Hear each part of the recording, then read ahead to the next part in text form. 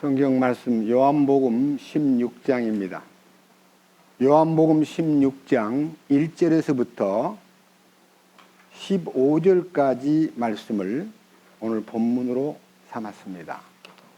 요한복음 16장 1절 말씀부터 말씀을 봉독하겠습니다. 내가 이 일들을 너희에게 말한 것은 너희가 실족하지 아니하게 하려 함이니라. 그들이 너희를 회당들에서 내쫓을 것이요 참으로 때가 이르면 너희를 죽이는 자마다 자기가 하나님을 섬긴다고 생각하리라. 그들이 너희에게 이 일들을 행하리니 이는 그들이 아버지와 나를 알지 못하였기 때문이라.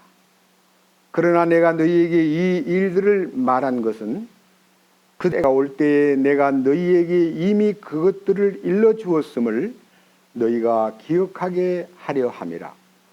또 처음에 내가 이 일들을 너희에게 말하지 아니한 것은 내가 너희와 함께 있었기 때문이니라. 그러나 지금 내가 내 길로 나를 보내신 분에게로 가는데 너희 중에서 아무도 어디로 가시나이까 하고 내게 묻지 아니하고 도리어 내가 이 일들을 너희에게 말하였으므로 너희 마음에 근심이 가득하였도다. 그럼에도 불구하고 내가 너희에게 진실을 말하노니 내가 떠나가는 것이 너희에게 유익하니라.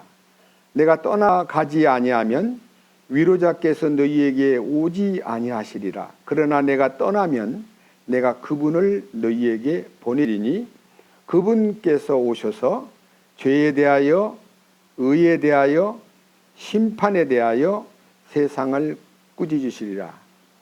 죄에 대하여라 하면 그들이 나를 믿지 아니하기 때문이요 의에 대하여라 하면 내가 아버지께로 가므로 너희가 더 이상 나를 보지 못하기 때문이요 심판에 대하여라 하면 이 세상의 통치자가 심판을 받았기 때문이라.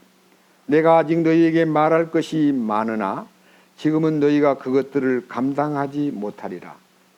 그러나 그분 곧 진리의 영께서 오시면 너희를 모든 진리 가운데로 인도하시리니 그분은 스스로 말씀하지 아니하시고 무엇이든지 자기가 들은 것만을 말씀하시며 앞으로 일어날 일들을 너희에게 보이시리라. 그분께서 나를 영화롭게 하시리니 이는 그분께서 내게서 받아 그것을 너희에게 보이실 것이기 때문이라. 아버지께 있는 모든 것은 내 것이니라. 그러므로 내가 말하기를 그분께서 내게서 가져다가 그것을 너희에게 보이시리라 하였노라. 15절 말씀까지 말씀을 읽었습니다. 다시 한번 잠깐 기도드리겠습니다. 주님, 오늘은 요한복음 16장 말씀을 읽었습니다. 이 말씀 속에 담겨 있는 하나님 아버지의 뜻을 우리에게 밝히 열어주시고 우리가 문자로만 이 말씀을 대하지 않고 주님이 우리에게 나타내시고자 하시는 하늘에 속한 비밀을 이 시간 우리에게 열어서 우리로 하여금 함께 이 말씀을 소유하고 이 말씀 안에 붙잡혀서 주님이 우리를 향하신 거룩하신 뜻이 이 삶 속에 나타나기를 원합니다.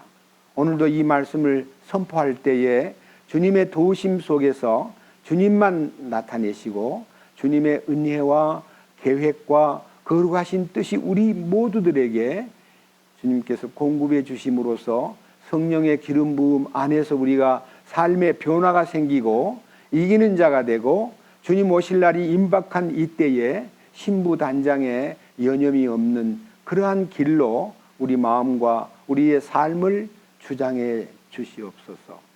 우리 주 예수 그리스도의 이름으로 기도드렸습니다. 아멘. 오늘 읽은 이 요한복음 16장 1절에서 15절까지의 내용은 상당히 여러 면에서 깊은 뜻이 있는데 제가 이 성경의 중심을 8절에서부터 11절까지 성령이 오셔서 죄에 대하여, 의에 대하여, 심판에 대하여 세상을 꾸짖으시리라 하는 말씀에서 죄는 무엇이며 의는 무엇이며 심판은 무엇인가, 여기에 이제 제가 마음에 핵심을 삼고 기도하다가 수요일 날 말씀을 이렇게 정리하는데 1절에서부터 4절까지의 말씀이 저를 붙잡고 놓지를 않았습니다. 다시 말하면 이 말씀을 읽다가, 다시 말하면 자동차를 타고 가는 사람이 브레이크에 걸리듯이 브레이크가 딱 잡히면서 저는 섰습니다. 그리고 이 말씀을 다시 읽고 기도하는 동안에 놀라운 이 성경 안에 있는 비밀을 보게 되었습니다. 읽어보겠습니다. 16장 1절. 내가 이 일들을 너희에게 말한 것은 너희가 실족하지 아니하게 하려 함이라. 지금 우리가 읽고 있는 요한복음 14장에서부터 17장까지의 얘기는 예수님이 겟세마네 동산에서 이제 기도를 마치고 제자들과 함께 가시면서, 걸어가시면서 하신 얘기들입니다. 내가 지금 이렇게 어려운 얘기를, 세상이 너희를 미워한다든지 너희가 핍박을 받고 세상에서 여러 가지 방법으로 어려움을 당할 때 내가 너희에게 이 말을 하는 것은 너희가 그런 일을 당할 때 절대로 실망하거나 실족지 않게 하려고 이 말을 하는 거야 라고 말하시면서 2절, 그들이 이제 예수 믿는 사람들을 향해서 핍박을 가하는 그들은 대부분 다 예수 믿지 않은 사람들이 아니고 유대의 전통에 의해서 모세의 율법을 따라서 아주 열심히 하나님을 섬긴다고 자부하는 그 당시 유대인들, 특별히 바리새인, 사두개인, 그들 속에 있는 무슨 직위를 가진 장로들, 그리고 그들이 갖고 있는 사회적인 종교적인 이 집단을 이끌어가는 공회의원들, 그들이 동원해가지고 어떤 행동을 하느냐 하면 읽어봅니다. 2절, 그들이 너희를 회당들에서 내쫓을 것이요. 이 회당이라는 것은요, 유대인들의 공동체, 그러니까요, 그들이 그 회당에서 추방을 당하면 살기가 어려워져 버립니다.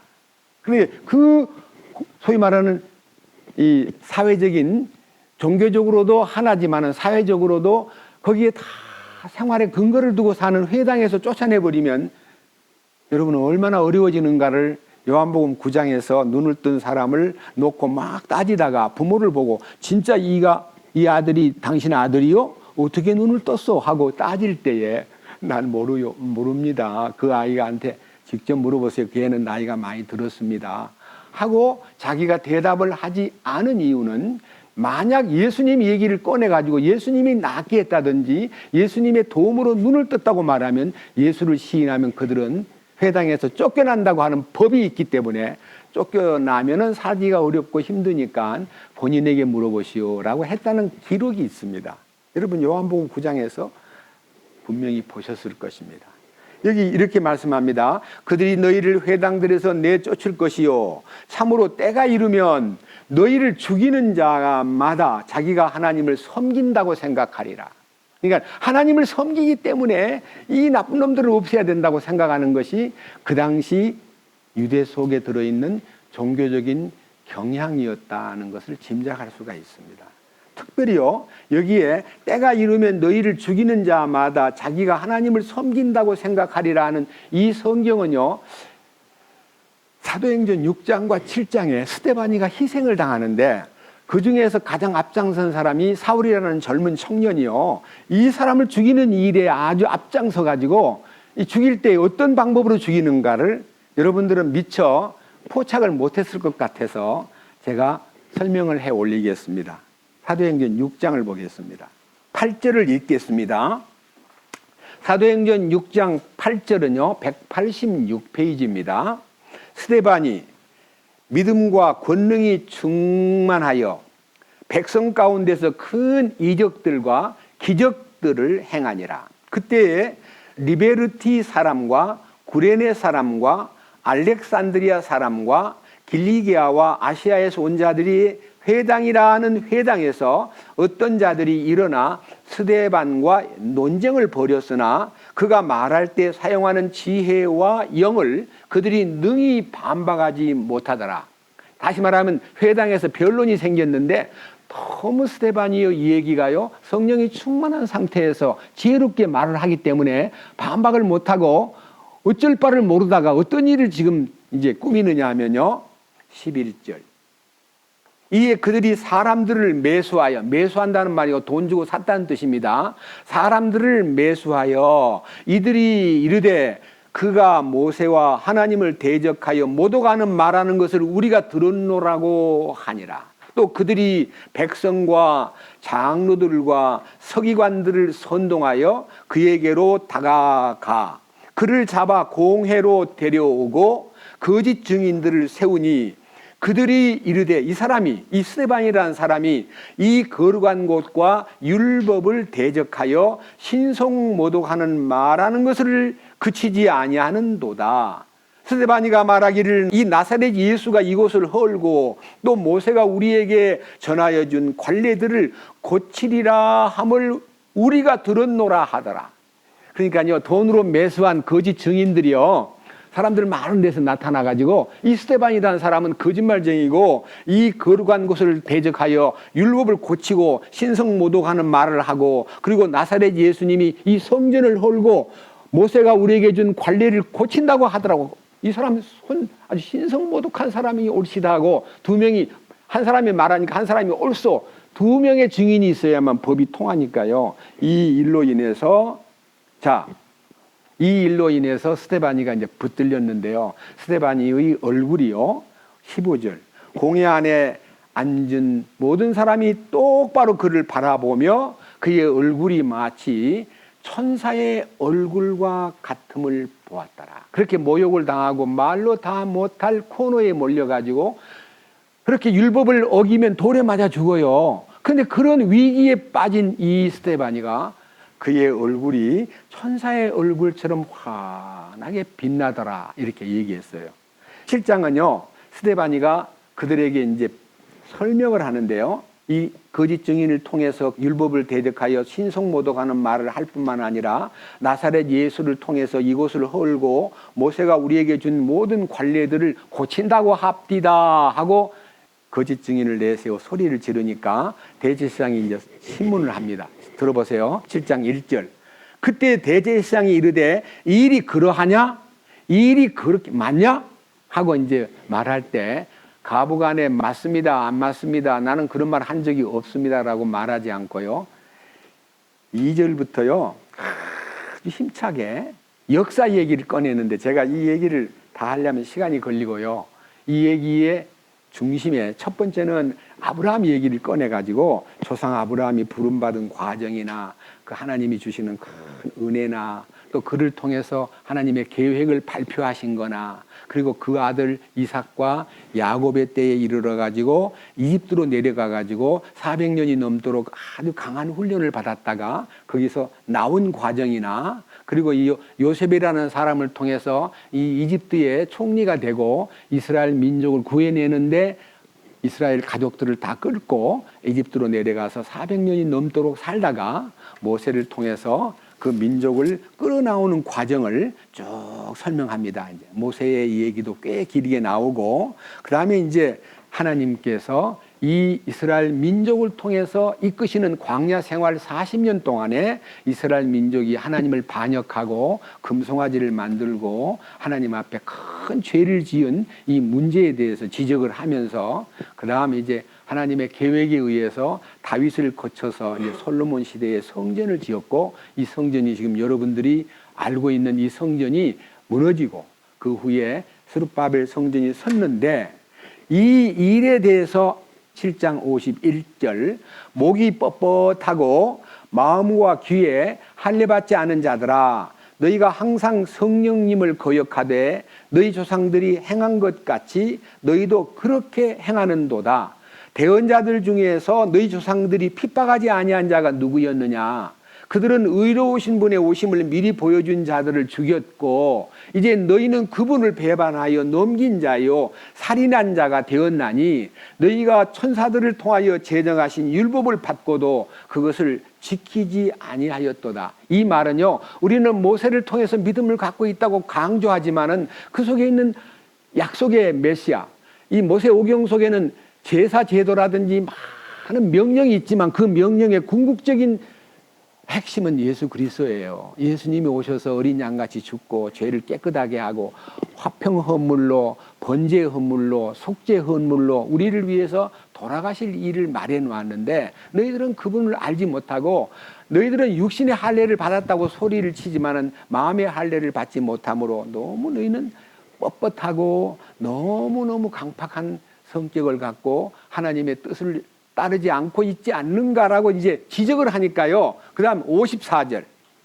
그들이 이 말을 듣고 마음이 상하여 그를 향해 이를 갈거늘 그가 성령님으로 충만하여 똑바로 하늘을 우러러보며 하나님의 영광과 예수님께서 하나님의 오른편에 서 계신 것을 보고 이르되 보라 하늘들이 열리고 사람의 아들이 여호와의 하나님의 오른편에 서 계신 것을 내가 보노라 하매 이에 그들이 큰 소리를 지르며 자기들의 귀를 막고 한 마음으로 그에게 달려들어 도시 밖으로 그를 내 던지며 돌로 치니라. 또 증인들이 자기들의 옷을 사울이라는 젊은이의 발 앞에 두니라. 그들이 돌로 스데반을 치니 그가 하나님을 부르며 이르되 주 예수님이여 내 영을 받으시옵소서 하고 무릎을 꿇고 큰 소리로 부르짖어 이르되 주여 이 죄를 저들의 책임으로 돌리지 마옵소서 하더라. 이 말을 하고 그가 잠드니라. 막 돌이 날라오고 말로 다 못할 고통스러운 죽음의 현장에서요. 주여 내 영을 주께 부탁합니다. 저들에게 이 죄를 돌리지 마시옵소서 하고 기도하는 기도를 거짓 증인의 옷을 거짓 증인이 흥분하니까요. 겉옷을 벗고 돌로 막 때려. 증인이 먼저 스데반을 때려야 되거든요. 돌로 때리는 그 옆에서 이 사울이라는 청년이 그 옷을 지키고 있으면서 그걸 지켜보고 마음으로는요. 잘 죽는 거야. 전 죽어야 마땅해. 저런 놈은 죽어야 돼. 하고 거짓 증인의 증거에 의해서 죽임을 당하는 스데반이를 놓고 죽음을 지켜보고 있는데요. 그의 기도가요. 가장 가까이에 서 있던 사울에게 들려온 거예요. 내 영을 주께 부탁합니다. 저들의 죄를 저들에게 돌리지 마시옵소서 하는 그 강한 죽음의 현장에서 아무런 저항도 없이 슬픈 얼굴도 아니고 기쁨으로 죽음을 맞이하는 스데반이의 죽음을 사울이라는 증인이 지켜보았습니다. 여기서 중요한 점이 있습니다. 하나님을 믿는다는 이유로 하나님을 신성모독하고 성전을 홀고 율법을 고치겠다는 저 나쁜 놈을 죽인다고 거짓말을 만들어가지고 죽이는 현장에서 죽이는 사람들은 아무 기쁨이 없는데 죽음을 당한 장본인은 천사의 얼굴처럼 얼굴이 환히 빛나고 그리고 그 모든 돌을 던지는 사람들을 위해서 주여 저들을 용서해 주십시오 하고 기도하는 그 기도 소리에 사울의 가슴 속에 깊은 하나의 자극이 되었습니다. 여러분 나중에 이제 다메섹 도상에 주님을 만났을 때 사울아 사울아 네가 왜 나를 핍박하느냐라고 물었을 때에 주여 니시옵니까 하고 묻는 그 사울에게 나는 네가 핍박하는 예수다라고 알려줌으로써 자기가 스데반인을 죽이는 것은 맞지만 하나님을 위해서 내가 예수님을 대항한 적은 없는데 내가 왜 당신을 핍박한다고 하나요 하는 마음이 들어가지고 그가 예수님의 강한 광채로 인해서 눈이 어두워서 실명이 된 상태에서 아나니아라는 예수님의 제자를 만나가지고 안수하고 그의 눈이 사흘 만에 떠졌을 때에 그는 예수님 안으로 들어왔습니다. 여러분 사도 바울이 물론 그 사울이라는 청년이 변하여 바울이 되었는데 그 바울이 그가 공회 앞에서 간증하는 간증을 한번 들어보세요. 사도행전 22장 3절부터 보겠습니다. 공회 앞에서 바울이 자기를 이제 소위 말하는 간증하는 간증. 이 22장 전체 내용은요, 바울의 간증입니다. 3절부터 읽습니다. 진실로 나는 유대인으로 길리기아의 도시 다소에서 태어났으되 이 도시에서 가말리엘의 발밑에서 자라며 조상들의 율법의 완전한 방식에 따라 가르침을 받았고 이날 너희 모든 사람처럼 하나님을 향하여 열심히 였노라. 그러니까요, 유대 종교의 바리새파는요, 하나님을 믿는 그 믿음을 지키기 위해서 10가지 율법의 계명을 613가지 계명으로 다 세부적으로 나누어 가지고, 심지어는 길 가는 동안에 사람이 싸움을 하거나 다툼을 하거들랑 쳐다보지를 말아라, 이런 조항까지 들어있어요. 길 가다가 남들이 싸우고 있으면 그 싸우는 현장을 쳐다보지 마라. 그래서 이 바리새인들은 걸어갈 때 항상 땅만 보고 갔습니다.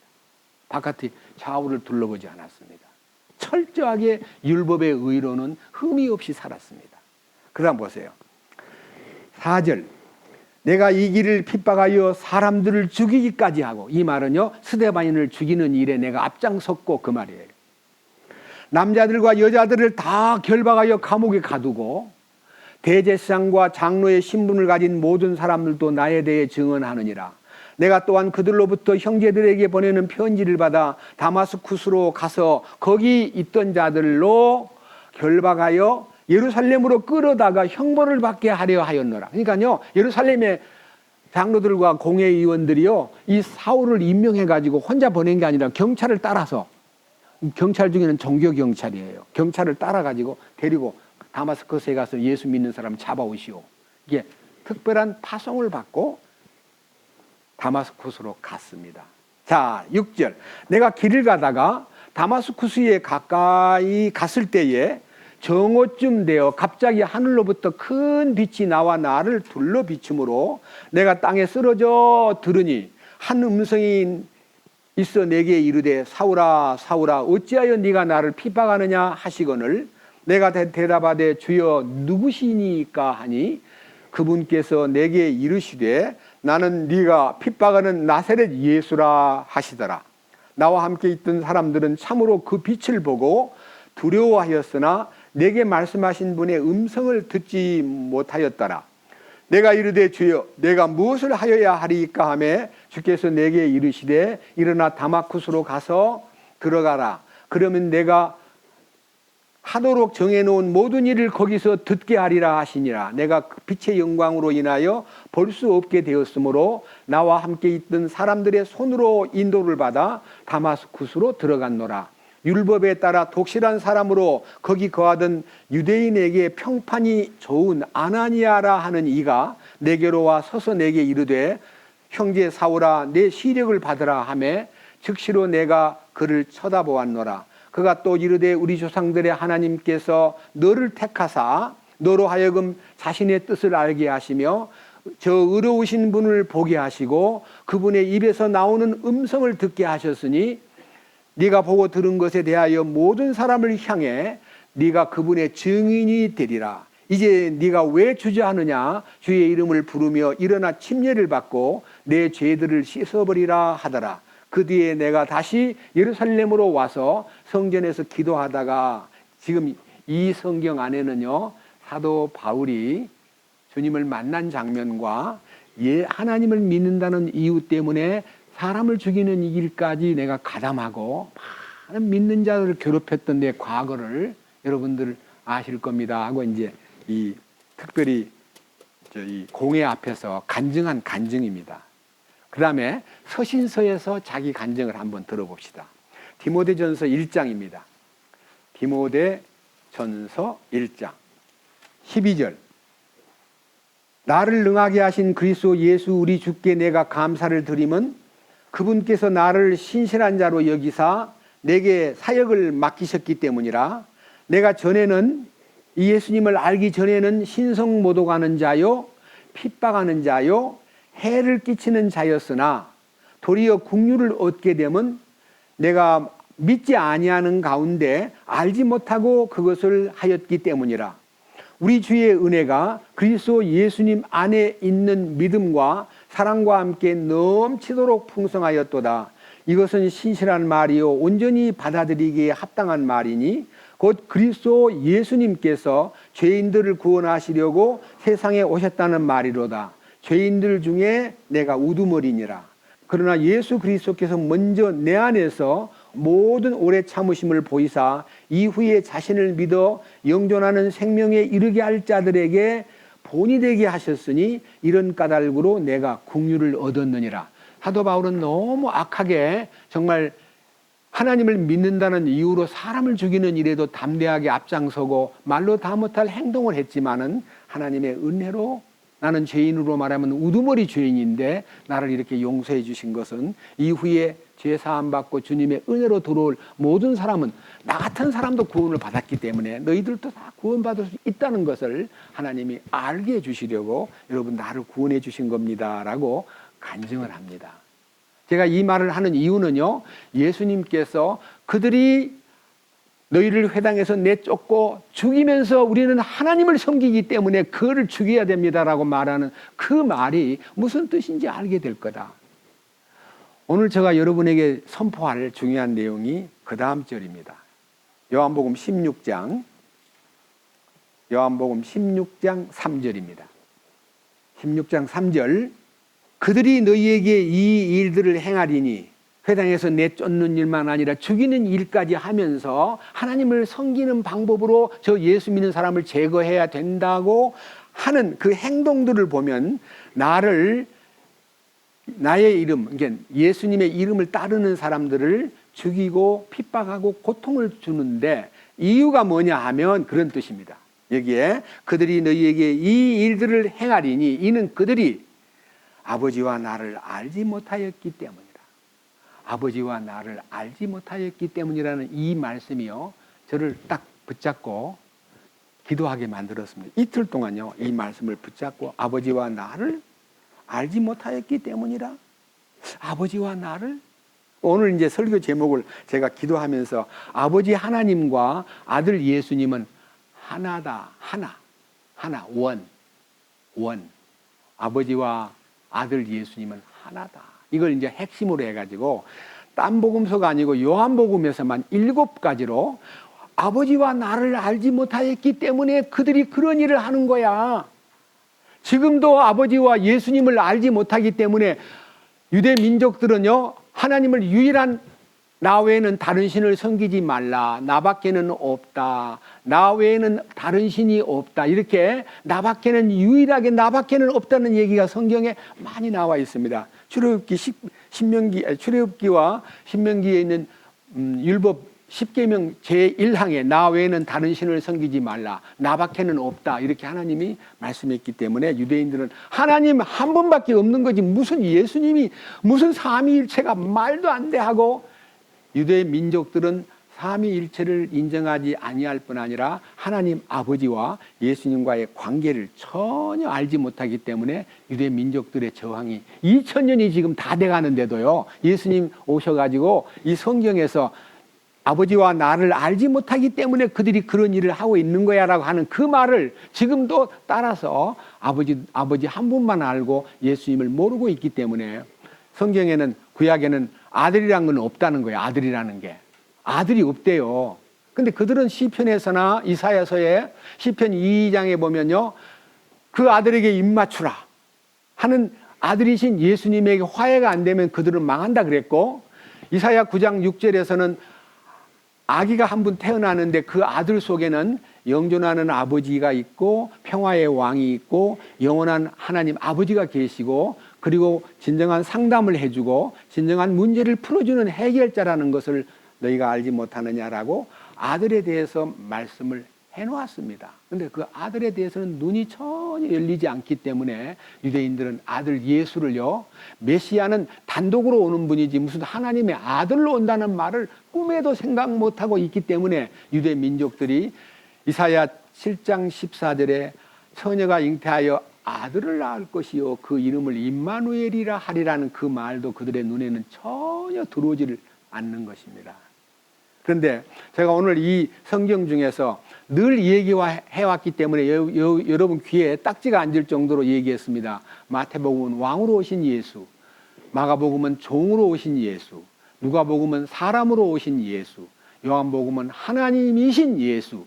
하나님이신 예수를요, 예수님이, 제가 이제 이틀 동안 성경을 요한복음을 뒤져가면서 하나님과 예수님, 아버지와 아들 사이에 소위 말하는 비밀스러운 관계, 그걸 이제 우리 수학적으로 함수 관계라고 합니다. 함수 관계.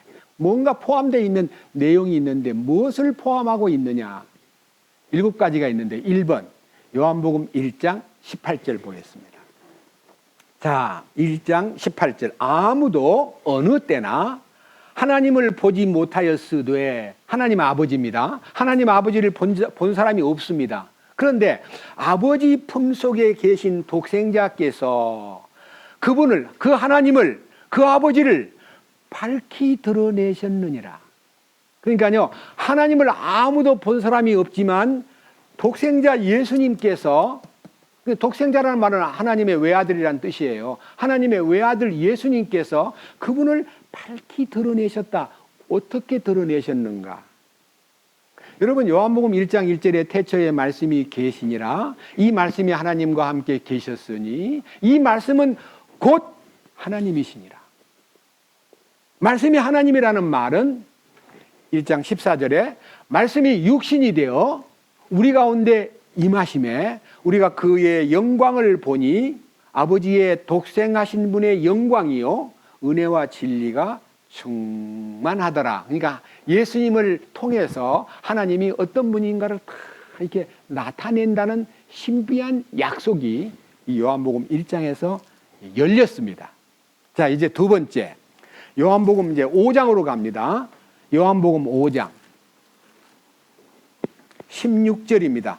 그러므로 유대인들이 예수님을 핍박하며 죽이고자 하니 이는 그분께서 안식일에 이 일들을 행하였기 때문이라. 베데스다 연못가에 38년 된 병자를요 안식일날 주님께서 일어나 걸어가라 했기 때문에 일어나라고 하신 축복된 그 기적은 보이지 않고 침대를 어깨에다 메고 가는 그 야야 안식일인데 그 누가 너더러 그걸 지고 가라 그랬냐? 나를 낫게 하신 분이 지고 가라 합디다. 낫게 했다는 데는 관심이 없고요. 그들 눈에는 안식일을 범했다는 것 때문에 시비를 걸고 있을 때에 여기에 예수는 안식일을 범했기 때문에 죽여야 된다라고 소리를 지르는데 17절 그러나 예수님께서 그들에게 응답하시되 내 아버지께서 지금까지 일하시니 나도 일한다. 내 아버지께서 지금까지 일한다는 말은요 구약의 하나님께서 많은 역사를 해오셨다. 근데 그 역사를 내가 지금 받아가지고 내가 이 사람들에게 너희들에게 하나님의 역사가 이런 거라는 것을 보여주고 있지 않느냐.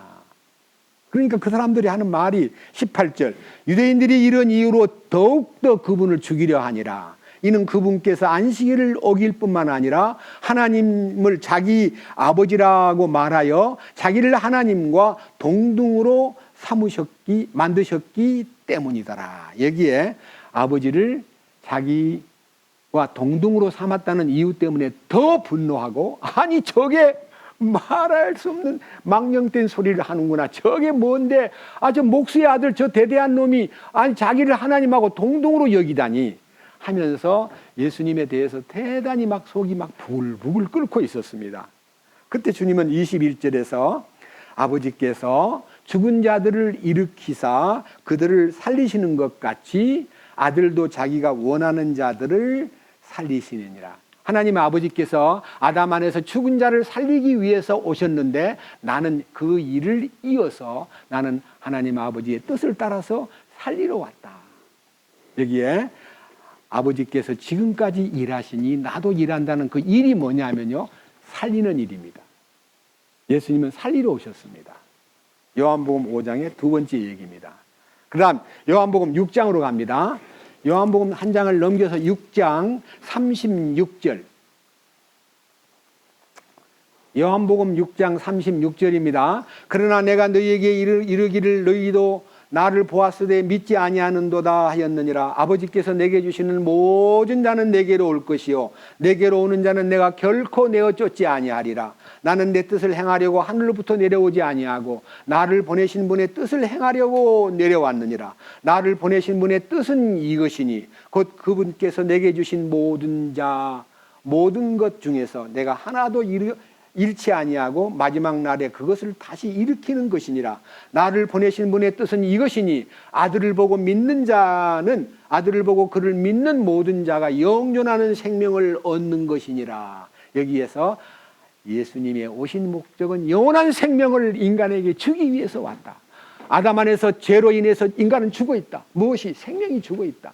영에 속한 생명이 죽어 있다. 나는 그 생명을 인간에게 주려고 왔다 하는 예수님의 오신 목적이 하나님을 나타내고자, 그리고 하나님이 지금까지 일하시니 나도 일하고 있다. 나는 영원한 생명을 주려고 왔다. 아버지께서 그 일을 내게 맡기셨다 하는 예수님의 사명을, 하나님 아버지의 뜻과 예수님이 이 땅에 와서 그 일을 이루신 놀라운 경륜을요 이렇게 보여주었지만요, 유대인들은 더 그럴수록 발광하고 미워하고 죽이려고 대들고 예수님을 향해서 아니 저가 뭔데 하늘로부터 왔다고 말할까? 이 보세요. 요한복음 6장 42절. 이 사람은 요셉의 아들 예수가 아니냐? 그의 아버지와 어머니를 우리가 아는데 그가 어찌해서 자기가 하늘로부터 내려왔다 그러느냐? 도대체 무슨 말이야? 아니 자기가 목수 요셉의 아들인데 뭐 하늘로부터 왔다고?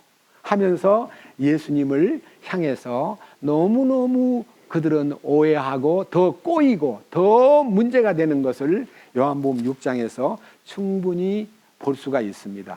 그런데 여기에서 놀라운 얘기는요, 예수님께서 이 땅에 오신 목적은요 45절 대언자들의 글에 그들이 다 하나님께 가르침을 받으리라 하고 기록되었으니 그러므로 아버지께 듣고 배운 자마다 내게로 오느니라. 아버지께 듣고 배운 게 뭐예요?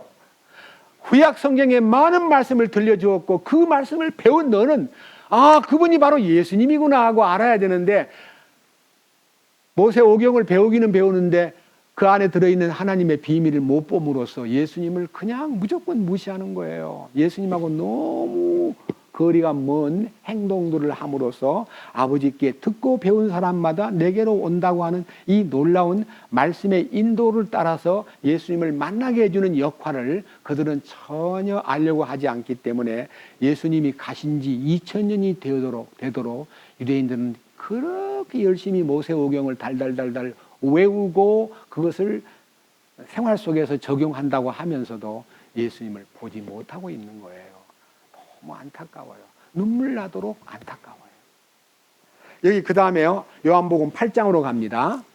요한복음 8장 18절입니다. 내가 내 자신에 대하여 증언하는 자가 되고 나를 보내신 아버지도 나에 대하여 증언하시느니라.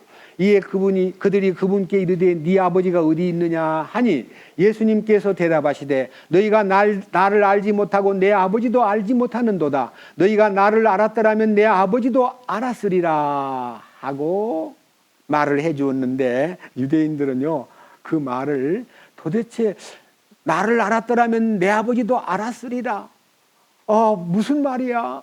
도대체 그게 무슨 뜻이야? 그러면서 예수님에 대해서 더 마음이요 이상하게 더 꼬이고 더 이상한 말을 하는데, 이제 십자가의 비밀을 얘기하니까 이렇게 얘기합니다. 21절. 자, 그때 예수님께서 그들에게 이르시되 나는 내 길로 가나니 너희가 나를 찾다가 너희 죄들 가운데서 죽겠고 내가 가는 곳에 너희가 오지 못하리라 하심에, 유대인들이 말하기를 아니 내가 가는 곳에 오지 못하리라 하는 거 보니까 그가 자살하려는가? 참 무슨 소리야?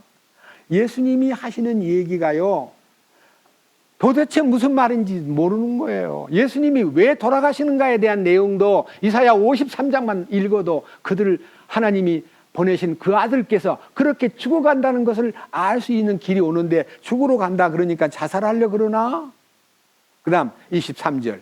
그분께서 그들에게 이르시되 너희는 아래에서 났고 나는 위에서 났으며 너희는 세상에 속하였고 나는 이 세상에 속하지 아니하니라. 그러므로 내가 너희에게 말하기를 너희가 너희 죄들 가운데 죽으리라 하였노니 너희가 만일 내가 그인 줄 믿지 아니하면 너희 죄들 가운데서 죽으리라 하시니라. 이에 그들이 그분께 이르되 너는 누구냐 하니 예수님께서 그들에게 이르시되 나는 내가 처음부터 너희에게 말한 바로 그니라. 처음부터 말한 바로 그니라. 무슨 말일까요? 예수님이 이 땅에 오셔가지고 사생애 개인 30년은 비밀로 숨겨두었지만 공생애에 들어와서 3년 동안 이스라엘 갈릴리에 계시다가요 예루살렘에 올라와가지고 갈릴리 그 가나에서 행한 첫 번째 기적을 통해서 예수님 오신 목적을 선포하시고 이제 이스라엘 땅 예루살렘 중심에 오셔가지고 베데스다 연못가에서 38년 된 병자를 고치고 3장에서는 니고데모라는 공회의원을 만나고 4장에서는 사마리아 여자를 만나고 계속 주님이 만나서 자기를 나타낸 그 역사를 너희가 보지 않았더냐? 너희가 나를 모르기 때문에 아버지를 모르는 거야. 유대인들은 구약에 있는 약속의 말씀을 믿고 메시아를 찾아야 되는데 말씀을 읽기는 읽는데 메시아 없는 방향에서만 성경을 추구하기 때문에 그들은 끝내 예수님을 못 만난 채 민족적으로 2000년 동안 고생을 당하고 디아스포라의 운명, 유랑 생활을 하는 흩어진 민족으로 2000년을 헤매고 살다가 20세기 중반에 이르러서 1948년 5월 14일 날 조국의 나라를 세운 깃발을 꽂은 거예요. 지금 이제 70년이 넘었습니다만은 지금 4년째 들어가고 있습니다만은 아직도 예수님을 모르는 사람들이 대부분인데 지금 이 요한복음만 읽어도요 유대 민족은 구원을 받을 수 있습니다.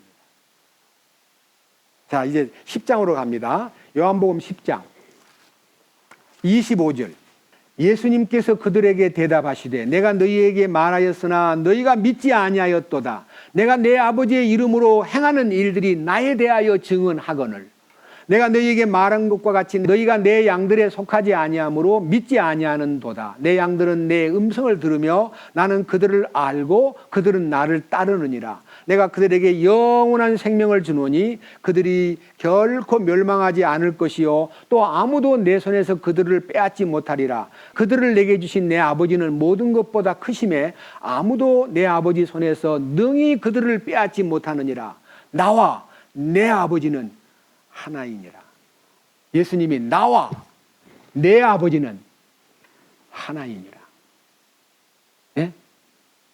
예수님이 자기를 표현할 때 나와 내 아버지는 하나이니라. 제가 오늘 제목으로 그은 것이 아버지 하나님과 아들 예수님은 하나다. 이게 하나라 그랬어요. 그러니까 그 순간 유대인들이 돌을 들어서 다시 그분을 치려하거늘.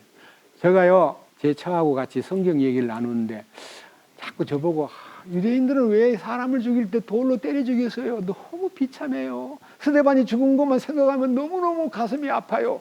어떻게 그 많은 사람들이 돌을 들어 치려겠고 가늠하다가 잡힌 여자들도 다 돌 들고 와가지고 때려 죽이겠다 하는 걸 보면 유대인들은 왜 돌로 저보고 묻기를 이스라엘 땅에는 돌이 많은가 봐요.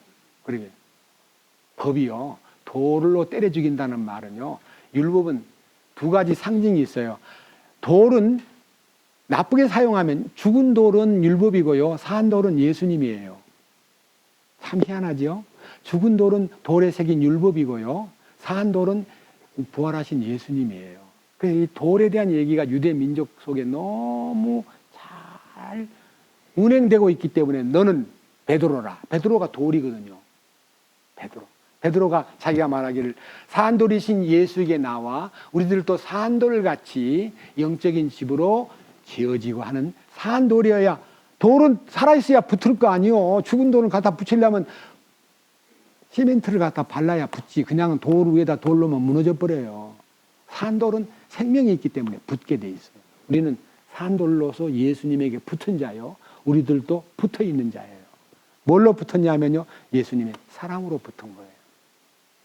여기에 자 놀라운 얘기는 나와 내 아버지는 하나다. 그러니까 31절에 이에 유대인들이 돌을 집어 다시 그분을 치려 하거늘 예수님께서 그들에게 응답하시되 내가 내 아버지로부터 나온 많은 선한 일을 너희에게 보였거늘 그 일들 중에 어떤 일 때문에 너희가 나를 돌로 치려 하느냐 하매 유대인들이 그분께 대답하여 이르되 우리가 너를 돌로 치려 하는 것은 선한 일 때문이 아니라 신성모독하기 때문이니 곧 사람인 네가 네 자신을 하나님으로 만들기 때문이니라. 네가 무슨 하나님이냐?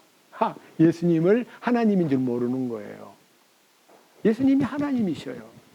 요한복음은 하나님이신 예수님을 증거하는 메시지가 요한복음 1장에서부터 21장까지 쫙 열려 있는데 예수님이 어떤 분인가를 딱 알면요, 요한복음이 기록된 목적을, 여러분 요한복음에 대한 강해를 할 때 요한복음의 핵심 구절이 어디냐 하고 하면 요한복음의 전체를 집약한 핵심 구절이라고 기록되어 있어요. 읽어봅시다.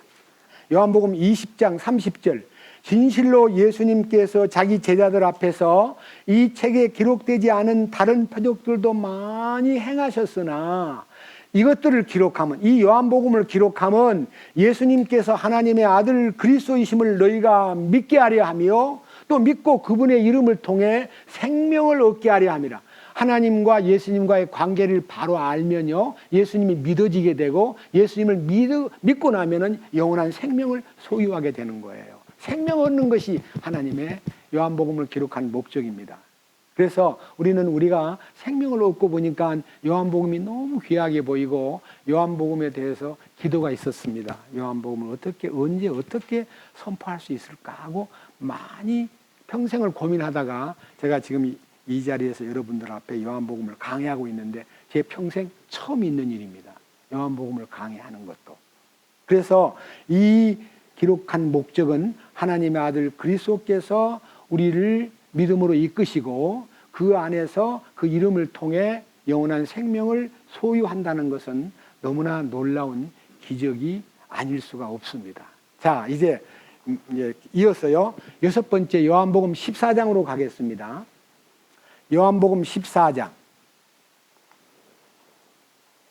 8절입니다. 빌립이 그분께 이르되 주여 우리에게 아버지를 보여주소서. 빌립이라는 제자가요, 예수님 따라다니면서 오래됐는데요, 예수님 아버지를 좀 보여주세요, 이렇게 얘기하는 거예요. 그러니까 예수님이요, 9절, 예수님께서 빌립에게 이르시되 빌립아 내가 이렇게 오랫동안 너희와 함께 있었으되 네가 아직도 나를 알지 못하느냐? 나를 본 자는 아버지를 보았거늘 어찌 네가 말하기를 우리에게 아버지를 보여주소서 하느냐? 내가 아버지 안에 있고 아버지께서 내 안에 계신 것을 네가 믿지 아니하느냐? 내가 너희에게 이르는 말들은 내가 스스로 하지 아니하느니라. 오직 내 안에 거하시는 아버지 곧 그분께서 그 일들을 하시느니라. 내가 아버지 안에 있고 아버지께서 내 안에 계신다는 내 말을 믿으라. 그렇지 못하겠거든 바로 그 일들로 인하여 나를 믿으라. 예수님이 하신 일은요, 하나님 아버지께서 하시는 일입니다. 예수님이 하는 말은 하나님 아버지가 그 속에서 말하고 계십니다. 나는 내 마음대로 말한 적이 없다. 내 안에 계신 하나님 아버지께서 내 안에서 말씀하신다. 내가 하는 일들은 바로 그를 증거하는 거다. 이렇게 해서 예수님의 말과 예수님의 일은 하나님이 그 안에서 모든 일을 좌지우지 하신다는 것을 밝혀주었습니다. 이게 우리의 믿음입니다. 여러분의 믿음이 내가 하는 것이 아니요, 내 안에 주님이 사시고 주님이 말하시고 주님이 일하신다는 것을 믿음으로써. 지난 주간에 어떤 형제가 저한테 전화를 했습니다. 형제님 참 고맙습니다. 그동안 구원받은 후에 변화받고 십자가에 연합을 했으면 무엇인가를 주님을 위해서 해야 된다고 생각하기 때문에 서영재님 입에서 여러분 이런 일을 해야 됩니다. 이런 일을 합시다. 여러분 이것은 주님이 원하시는 일입니다라고 가르쳐 줄 알았더니 맨날 하는 소리가 우리는 일하려고 해도 다 헛거고 우리는 아무것도 할 수가 없고 주님이 일하신다. 주님이 일하신다는 얘기를 듣기는 들었는데 우리가 할 일이 있을 텐데 맨날 주님이 다 하셨다 그러고 나는 할 일이 없다 그러니까 나는 뭐하고 살지 하고 힘들어했는데 지난 주간에 말씀 듣다가 주님이 내 안에서 살아가지고 주님이 내 안에서 나에게 말할 것도 주시고 나에게 행할 것도 알려주시고 나에게 이루어 놓으신 일 속으로 들어오라고 하신 그 뜻을 알고 보니 너무너무 행복하고 감사합니다. 그동안 저 같은 사람 위해서 많이 고생하셨습니다. 저는 제가 뭔가를 해야 된다고 생각했는데 주님이 하시는 것에 대해서 참 감사합니다. 서영재님 오래오래 살아서 우리에게 그런 말씀 잘 전해주세요. 저는 많이 걸렸습니다. 이렇게 이제 고백하는 고백을 듣고 저는 그 형제님에게 대해서 참 놀라운 축복이 열렸구나 하는 것을 생각했습니다. 자, 여기 보세요. 12절. 진실로 진실로 내가 너희에게 이르노니 나를 믿는 자는 또한 내가 하는 그 일들을 할 것이요 또 이것들보다 더 큰 일들도 하리니 이는 내가 내 아버지께로 가기 때문이라. 이게 무슨 말일까요? 예수님이 자기 일을 다 끝내고 그 다음에 떠남으로써 이 땅에 보혜사 성령을 보내주셔가지고 그 성령이 너희 속에서 착한 일을 시작하시고 네 속에서 하나님의 일을 내가 행한 것보다 더 큰 일을 행할 거다.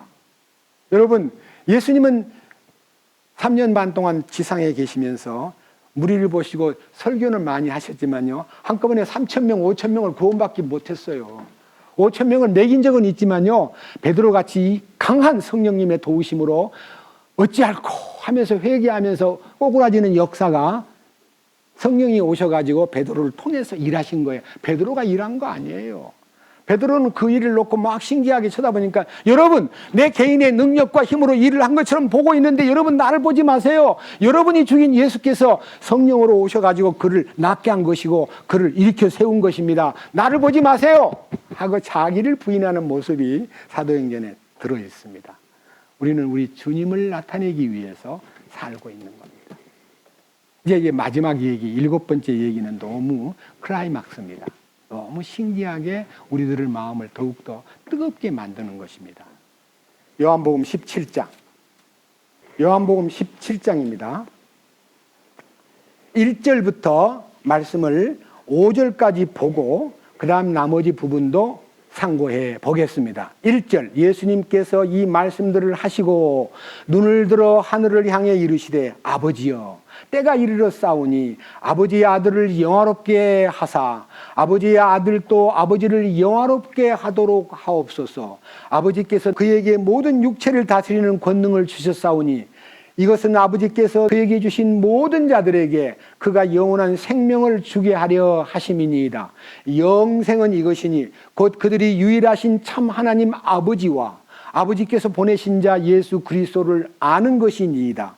내가 아버지를 땅에서 영화롭게 하였사오니 곧 내가 아버지께서 내게 하라고 주신 일을 끝마쳤나이다. 오 아버지여, 세상이 있기 전에 내가 아버지와 함께 가졌던 그 영광으로 이제 아버지와 함께 나를 영화롭게 하옵소서. 여기서 말하는 아버지와 예수님과의 관계를요, 이렇게 절절히 한 내용은요, 요한복음 17장의 그 아버지와 아들과의 관계에 대해서 예수님의 기도를 통해서요, 아버지의 뜻을 이루러 제가 세상에 왔습니다.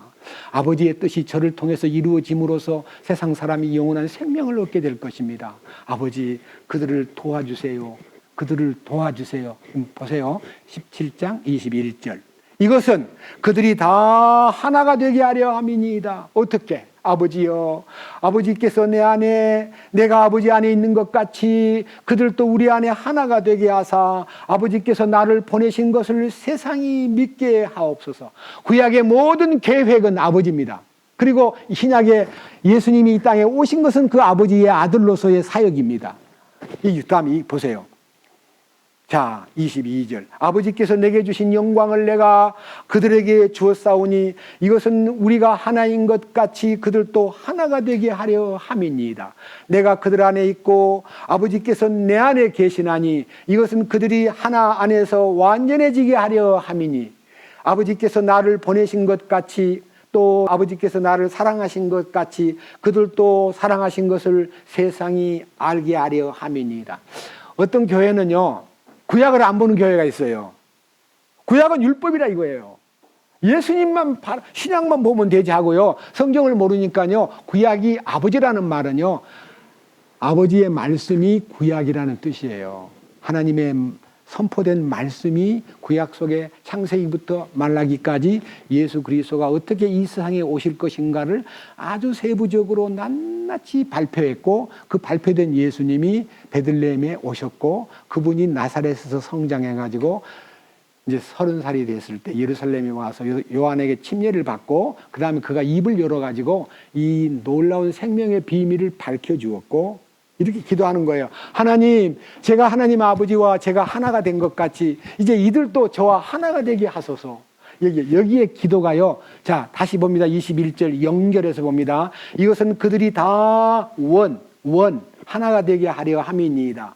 아버지여, 아버지께서 내 안에 내가 아버지 안에 있는 것 같이 그들도 우리 안에 아버지와 내 안에서 하나가 되게 하사 아버지께서 나를 보내신 것을 세상이 믿게 하옵소서.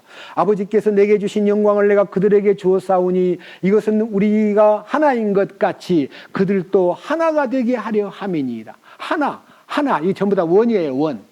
원. 예? 여러분 보세요.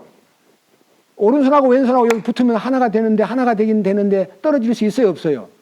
이러면 떨어져 버려요. 그런데 예수님하고 우리가 하나가 되기 위해서는 하나가 되는 길이 어디 있어요? 십자가 안에 탁 들어가서 하나 되면요 떨어지질 않아요. 이 보세요. 23절 내가 그들 안에 있고 아버지께서 내 안에 계시나니 이것은 그들이 하나 안에서 완전해지게 하려 함이며 아버지께서 나를 보내신 것과 또 아버지께서 나를 사랑하신 것 같이 그들도 사랑하신 것을 세상이 알게 하려 함이니이다. 아버지여, 원하건대 아버지께서 내게 주신 자들도 내가 있는 곳에서 나와 함께 있게 하여 아버지께서 세상의 창건 이전에 나를 사랑하셨으므로 친히 내게 주신 나의 영광을 그들이 보게 하옵소서. 하나님과 예수님과의 관계에서 나타난 영광을 우리가 보고 누릴 수 있다면 이 영광이 얼마나 놀라운 영광일까요? 그 받으실 고난과 후에 얻으실 영광을 미리 증언하여 어떠한 때를 가리켰는지 어떠한 상황을 말씀하셨는지 말씀하셨다 그랬습니다. 여러분, 그분과 하나 되기 위해서 십자가 안으로 들어가고요, 그분의 영광을 소유하기 위해서 부활 생명 안으로 우리가 나타나는 겁니다. 이게 지금 결론이에요. 보세요. 17장 1절 주님은 자신을 위해서 기도하였고 17장 6절 주님은 제자들을 위해서 기도하였고 그 다음에 17장 20절에는 바로 우리 모든 성도들을 위해서 기도한 기도가 이루어진 거예요. 하나님 안에서 예수님과 하나 되는 길을 예수님이 마련해 놓고 아버지, 내가 아버지와 하나 된 것 같이 저들 모두가 나와 하나가 되게 하옵소서. 그래야만 완전해지는 거예요. 여기 하나 안에서 완전해진다고 23절에서 내가 그들 안에 있고 아버지께서 내 안에 계심처럼 이것은 그들이 하나 안에서 완전해지게 하려 함이며 하나 안에서 완전해지는 거예요. 그러니까 이 축복이 이방인인 우리, 성경도 모르고 있는 우리, 구약도 별로 안 읽어본 우리에게 이 놀라운 계시가 임한 것은 성령님의 도우심이에요. 성경을 그렇게 많이 읽었어도 유대 민족들은 예수님과 하나님이 하나인 것을 모르고 예수님과 아버지가 하나님 아버지와 예수님이 하나됨 안에서 우리가 그 안에 하나 된다는 이 비밀을 모르기 때문에 유대 민족들은 지금도 혼돈 속에서 헤매고 있다는 걸 생각할 때 주님 너무나 크신 긍휼을 베풀어 주신 거 감사합니다. 이틀 동안요, 이 하나됨 안에서 예수님과 하나님이 하나됨이라는 그 하나됨 안에서 우리가 어떻게 하나 될 수 있는가의 길을 추구하다 보니까요, 그렇게 마음이 평안하고 감사하고 또 마음이 아주 이렇게 뜨겁게 달아오르는 걸 느꼈습니다. 여기 다시 이 말씀을 읽어보겠습니다. 25절. 오 의로우신 아버지여, 세상이 아버지를 알지 못하였으되 나는 아버지를 알았사옵고 이들도 아버지께서 나를 보내신 줄을 알았사옵니다. 내가 아버지의 이름을 그들에게 밝히 드러내었고 또 드러내리니 이것은 아버지께서 나를 사랑할 때 보여주신 그 사랑이 그들 안에 있게 하고 나도 그들 안에 있게 하려 함이니이다. 그러니까요, 이 놀라운 기도의, 주님의 기도의 마지막 절정은요, 우리 모든 믿는 사람들이 예수님과 하나님 안에서 그분이 말씀으로 하나 된 것 같이 우리들도 예수님 안에 들어가서 하나가 됨으로써 우리의 믿음이 하나님이 원하시는 축복을 삶 속에서 누릴 수 있다는 것을 밝혀주셨습니다. 잠깐 이제 에베소서를 보겠습니다. 에베소서 4장입니다. 그래서 우리는 이 말씀 안에서 우리가 완전하신 주님을 따르게 됩니다. 4장 1절 제목이 뭐지요? 하나됨 안에서 걸어라. 하나됨이 뭐냐? 예, 이 놀라운 아버지와 예수님이 하나됨 같이, 하나님 아버지와 아들 예수가 하나됨 같이 우리들도 그 안에서 하나됨을 통해서 행복이 오고 완전함이 이루어지고 거룩함이 보이는 거예요. 그러므로 주의 갇힌 자 된 내가 너희에게 간청하노니, 보세요. 사도 바울은 지금 옥중에 갇혀 있는데도 자기는 주님 안에 갇혀 있다고 말해요. 나는 주님 안에 있다고. 예? 옥중에서 자기가 옥살이를 하고 있는데 이 편지를 쓰고 있으면서, 여러분, 나는 지금 옥중에 있는 게 아니라 주님 안에 갇혀 있습니다. 너희는 너희를 부르실 때 허락하신 그 부르심에 합당하게 걷고, 우리를 부르실 때 허락하신 축복이요, 준비해 놓은 축복이 있는데, 여러분들은 그 주님께서 우리를 부르실 때 허락해 놓은 그 부르심에 합당하게 걸어야 되는데, 2절의 모든 겸손과 온유와 오래 참음과 사랑 안에서 서로를 참아주며, 예, 십자가 안에 들어가서 주님과 하나 되면 첫째 겸손해집니다. 그 다음에 온유해집니다. 오래 참습니다. 서로를 참아주게 됩니다.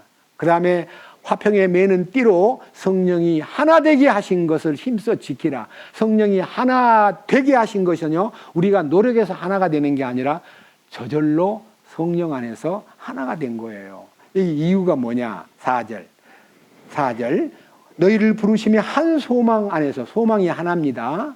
그 다음에 뒤를 이어서 너희가 부르심을 받은 것 같이 한 몸 안에서, 한 성령 안에서, 한 주님 안에서, 한 믿음 안에서, 한 침례 안에서, 한 하나님 안에서 모든 것의 아버지이신 그분을 우리가 모시고, 모든 것 위에 계시고 모든 것에 두루 계시며 너희 모두 안에 계시는 그 하나님 안에서 우리가 하나됨을 유지하고 산다는 게 얼마나 행복한지 모릅니다. 이 축복을요, 이번 주간에 여러분들이 제가 7가지 보여준 그 내용들을 노트 안 한 사람은요, 집에 가서 다시 한번 듣고 7가지 항목에 주님이 십자가를 통해서 나타내실 축복을 이루기 전에요, 하나님 아버지와 나는 하나다. 나는 이 세상에 온 목적이 아버지를 나타내려고 왔다. 나와 아버지는 하나다. 나를 본 자는 아버지를 보았다.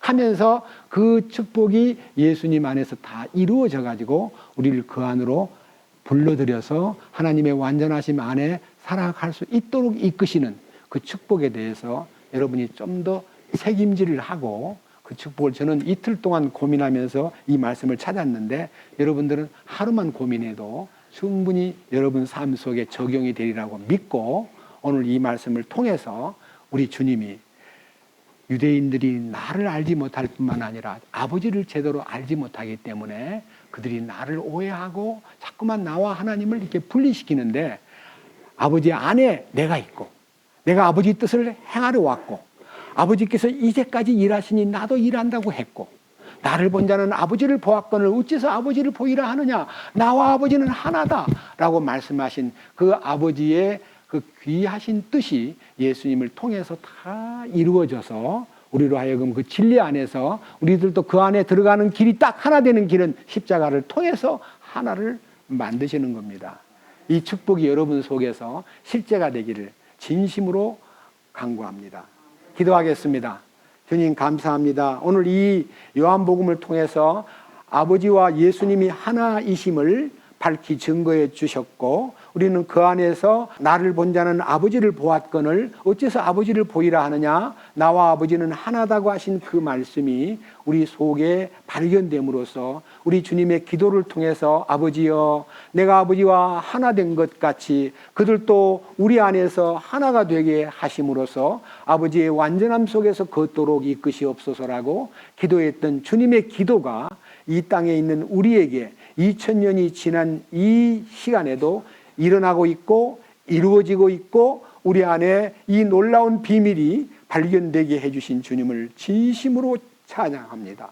이 말씀을 듣는 모든 사람이 예수님 안에서 하나 되는 길을 찾고 그 안에서 모든 일들을 주님에게 맡기는 진정한 크리스찬의 삶을 살아갈 수 있도록 이끌어 주시옵소서. 우리를 구원해 주시고 십자가 안에서 하나 되는 길을 열어주신 우리 주 예수 그리스도의 이름으로 기도드렸습니다. 아멘.